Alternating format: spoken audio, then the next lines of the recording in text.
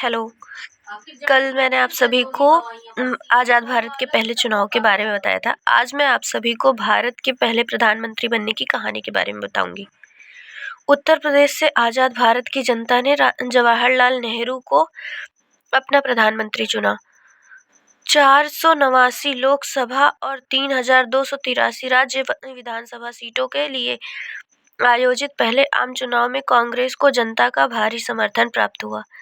जहां एक तरफ चुनावी दंगल में जनता ने कई नए चेहरों पर भरोसा जताया तो कई राजनीतिक दिग्गजों को हार का मुंह भी देखना पड़ा, जिसमें जय नारायण व्यास, मोरारजी देसाई, आचार्य कृपलानी से लेकर डॉक्टर बी आर अम्बेडकर शामिल थे।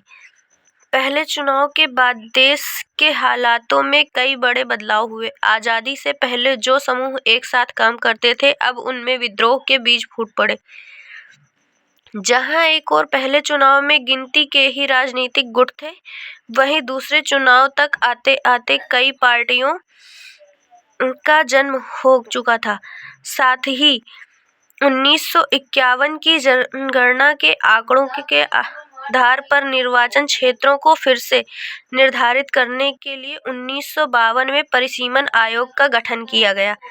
इसके अलावा न्यायमूर्ति फजल अली के नेतृत्व वाले राज्य पुनर्गठन आयोग ने 1955 में अपनी सिफारिशें की थीं, जिन्हें साल 1956 में लागू किया गया। इस प्रकार राज्यों की सीमाएं भी पहले लोकसभा चुनाव के दौरान की सीमाओं से भिन्न थीं। बहरहाल, राजनीतिक समीकरण को ढालने के बाद अब बारी थी देश को विकास के सूत्र में बांधने की। दरअसल जनता द्वारा चुनी हुई नई नवीली सरकार ने भारत के विकास से संबंधित अपनी योजना जारी की। इसके साथ ही शुरुआत हुई पंचवर्षीय योजना की। पहले पंचवर्षीय योजना में भारत के प्रथम प्रधानमंत्री जवाहरलाल नेहरू ने देश के आर्थिक विकास पर जोर दिया, जिसमें कृषि क्षेत्र पर ध्यान केंद्रित किया गया और साथ ही बांधों और सिंचाई में निवेश की शुरुआत की गई। यह वही दौर था जिसमें भाखड़ा नंगल बांध का निर्माण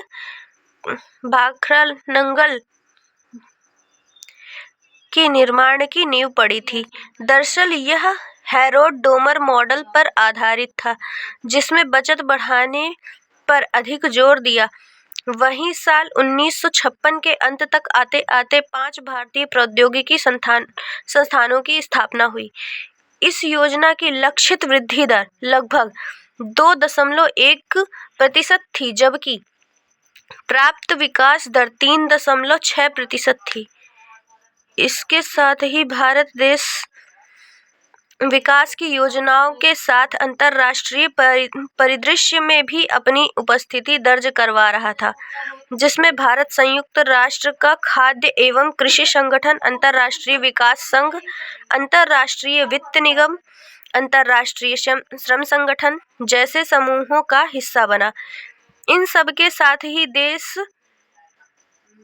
पहुंचा दूसरे आम चुनाव की ओर। हालांकि दूसरे चुनाव में सबसे भारी समस्या थी उसे तय समय से करवाना। दरअसल 1956 में ऐसा लग रहा था कि चुनावों में देरी हो सकती है और इस देरी का कारण था राज्यों का पुनर्गठन। दरअसल 1951 से 52 तक भारतीय प्रांत 27 राज्यों की श्रृंखला में बंध चुके थे। वहीं 1957 तक आते आते 14 राज्य और 6 केंद्र शासित प्रदेश बन चुके थे। वहीं 403 निर्वाचन क्षेत्रों में 494 लोकसभा सीटों के लिए चुनाव होने थे, जिनमें दोहरे सदस्यों वाली कुल 91 सीटें थीं। 2518 निर्वाचन क्षेत्रों में 3102 राज्य विधानसभा सीटें, जिनमें कुल 584 सीटें दोहरे सदस्यों वाली शामिल थीं। यहाँ गौर करने वाली बात यह है कि साल 1961 तक यह दोहरे सदस्य वाला नियम चलता रहा, जहां एक ही सीट पर 2 प्रतिनिधि चुने जाते थे। बहरहाल, तमाम विपरीत परिस्थितियों को ढाल बनाकर भारत आगे बढ़ा और इसके साथ ही आगाज हुआ देश के दूसरे आम चुनाव का। साल 1957 में 24 फरवरी से लेकर 9 जून तक चला था। इसका मतलब यह चुनाव लगभग 3.5 महीने तक चला, जहां पहले आम चुनाव में सीटों की कुल संख्या 489 थी तो दूसरे चुनाव में यह बढ़कर 494 हो चुकी थी। इस चुनाव में कुल पंजीकृत वोटरों में 45.44% ने अपने मताधिकार का प्रयोग किया। वहीं चुनाव आयोग की रिपोर्ट से यह मालूम होता है कि दूसरे आम चुनाव में लगभग 9.26 लाख मतदान कर्मी, 2.73 लाख पुलिसकर्मी और 1.68 लाख चौकीदार तैनात किए गए थे। साथ ही 21 लाख से अधिक मतपेटियों का इस्तेमाल हुआ था, जहां पहले लोकसभा चुनाव में मतदाताओं को 1 रुपये की नोट के आकार का मतपत्र दिया गया था। इसे अपनी पसंद के उम्मीदवार के लिए मतपेटी में डालने के लिए कहा गया था। वहीं यह प्रणाली साल 1957 में बदल गई। अब एक नए प्रकार का मतपत्र पेश किया गया, जो ईवीएम के आने तक उपयोग में रहा। नए मतपत्र में प्रत्येक उम्मीदवार का क्रमांक तथा नाम, उनकी पार्टी की संबद्धता और चुनाव चिन्ह शामिल थे। नासिक में सिक्योरिटी प्रेस द्वारा 1957 में चुनाव के लिए करीब 57.93 करोड़ मतपत्र छापे गए। वहीं दूसरे आम चुनाव में एक बार फिर भारतीय राष्ट्रीय कांग्रेस ने जीत का परचम लहराया। नतीजों में देश की दूसरी सबसे बड़ी पार्टी बनकर उभरी कम्युनिस्ट पार्टी ऑफ इंडिया, जिसे करीब 10% वोट प्राप्त हुए थे। वहीं भाजपा के पूर्ववर्ती भारतीय जनसंघ राजनीति में अपनी जमीन तैयार कर रही थी। इन सब के साथ ही देश के दूसरे आम चुनाव में महज 45 महिला उम्मीदवारों ने चुनाव लड़ा, जिसमें से 22 ने जीत दर्ज की और वहीं पहले चुनाव में हार का सामना करने वाले मोरारजी देसाई ने सूरत जीत दर्ज की। लाल बहादुर शास्त्री प्रयागराज से, जो पहले इलाहाबाद के नाम से जाना जाता था, फिरोज गांधी रायबरेली सीट से जीत दर्ज कर संसद पहुंचे। इसी चुनाव में भारत के पूर्व प्रधानमंत्री अटल बिहारी वाजपेयी ने अपने राजनीतिक सफर की शुरुआत की थी। वो मथुरा, लखनऊ, बलरामपुर से बीजेएस के उम्मीदवार थे, लेकिन उन्हें केवल बलरामपुर सीट पर ही जीत हासिल हुई। इसके साथ ही 17 अप्रैल 1957 को पंडित नेहरू ने प्रधानमंत्री पद की शपथ ली। फिर दौर शुरू हुआ भारत की दूसरी पंचवर्षीय योजना का, जिसमें तीव्र औद्योगिकीकरण और सार्वजनिक क्षेत्र पर बल दिया गया। इसकी रूपरेखा तैयार करने और नियोजन का कार्य पीसी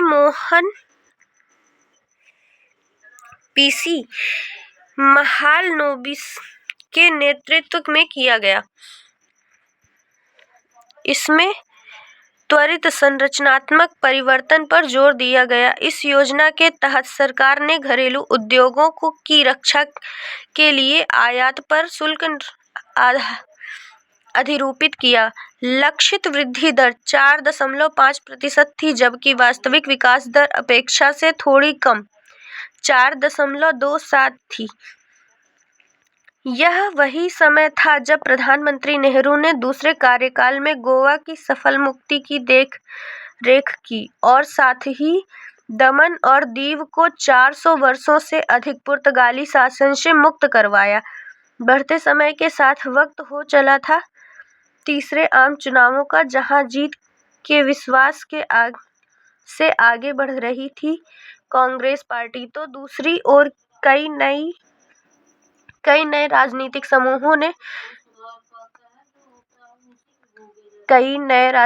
समूहों के उदय ने जनता के समक्ष रख दिया था विकल्प। हालांकि आंतरिक राजनीति से इधर यह दौर अंतर्राष्ट्रीय पहलू से भी बेहद खास रहा। विकास की ओर बढ़ते भारत पर घात लगाए बैठा मुल्क